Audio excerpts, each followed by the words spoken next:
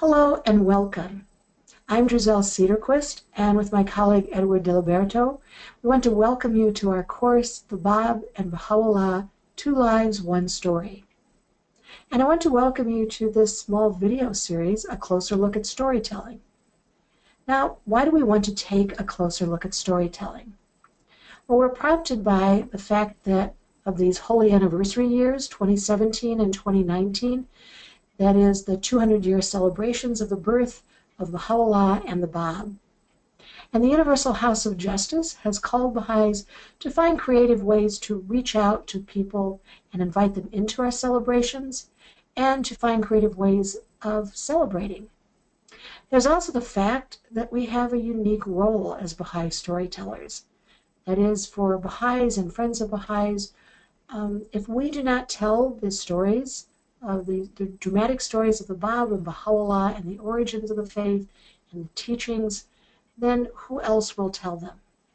So for all of these reasons, I want to invite you in to take a closer look at storytelling. Now, we know that a simple story breathes life into information that people want to share with each other. And in fact, science tells us our brains are wired for story. Story makes information more memorable because it engages more areas of the brain. There is, in fact, no substitute for the power, simplicity, and basic truth of a well-told story. We have that from the arts, we have that from science. It also reminds me of a story from the story of Baha'u'llah, the story of Akabazurg, that I'm going to share with you now, and I'm going to use a few notes to help me with this. Akabazurg was a youth. He was a disobedient and unruly youth, and his father, who was a Baha'i, was at wit's end what to do with him. But all that changed one night with the visit from Nabil, the Nabil that we know now as the author of the Dawnbreakers. That night, Nabil sat up with Akabazurg. Now, he did not start to lecture Akabazurg about his behavior or tell him what he should think or how he should feel. No, what Nabil did was to start to tell Akabazurg stories.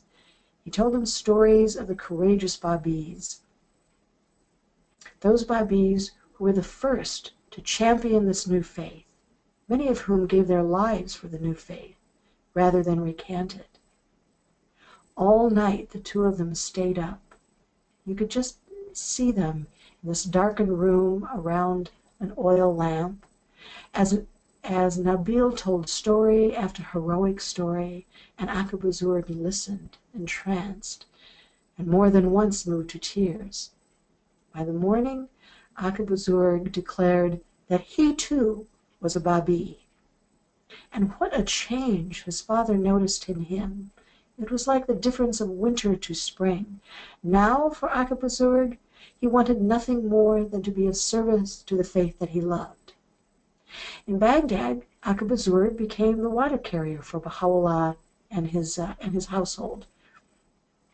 Every day he would take the water skins to the river and carry them back, and even though he was often set upon by attackers, he was steadfast in his service.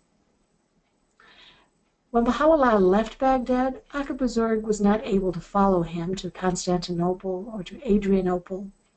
But a few years later, when he learned that Baha'u'llah was imprisoned in Akka, Akabazurg walked the whole distance to attain his presence. And in that prison at Akka, Baha'u'llah summoned Akabazurg to meet with him privately. And in that private meeting, Baha'u'llah transformed Akabazurg. He would later say that he breathed into him the spirit of might and power, and he gave him a new name, Badi, wonderful. The newly transformed Badi begged Baha'u'llah for the privilege of delivering Baha'u'llah's tablet to the Shah, and Baha'u'llah said yes, even though they both knew that he would be walking into the mouth of a serpent.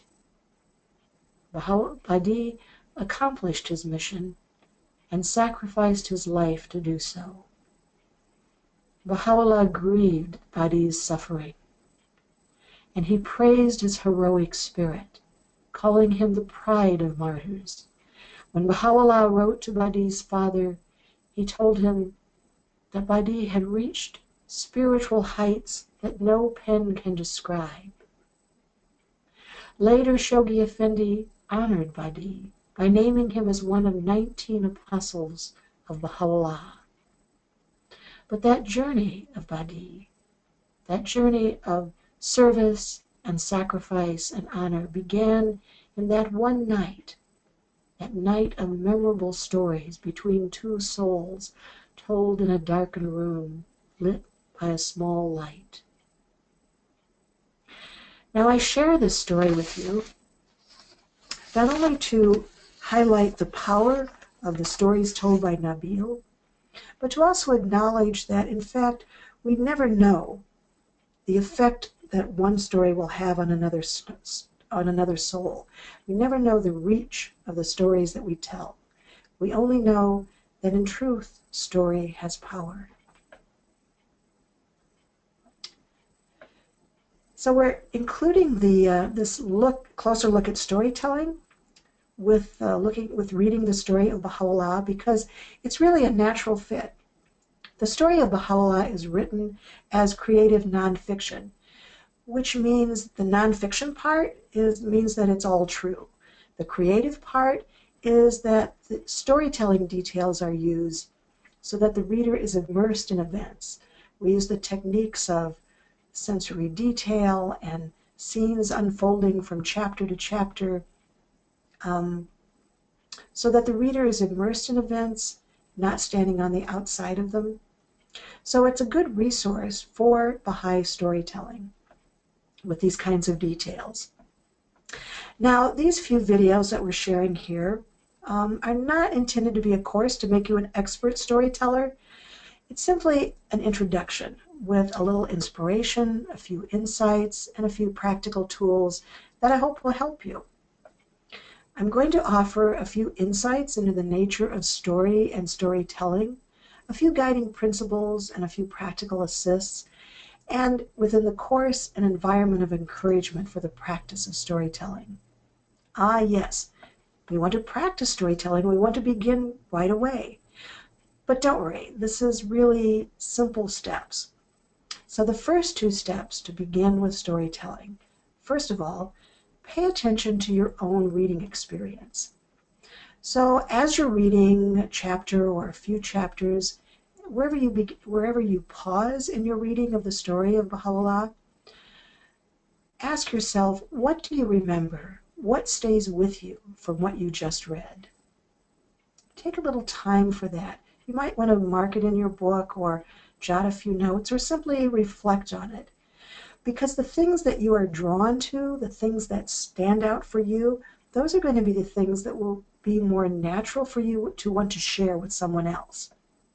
And the second part of beginning storytelling is to share a small bit of story with a live listener, because that is at the heart of storytelling. There's a teller, there is a listener.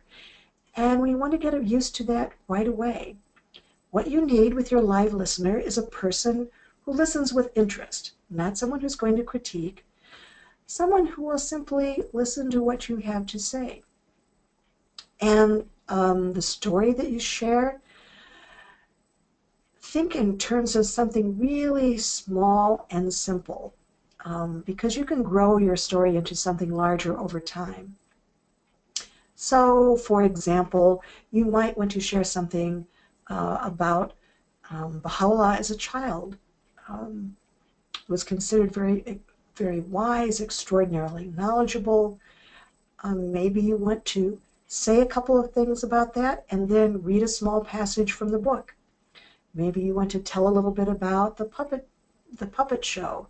And you don't have to go into all of the details that are in the book about that puppet show. You can just say 2 or 3 things.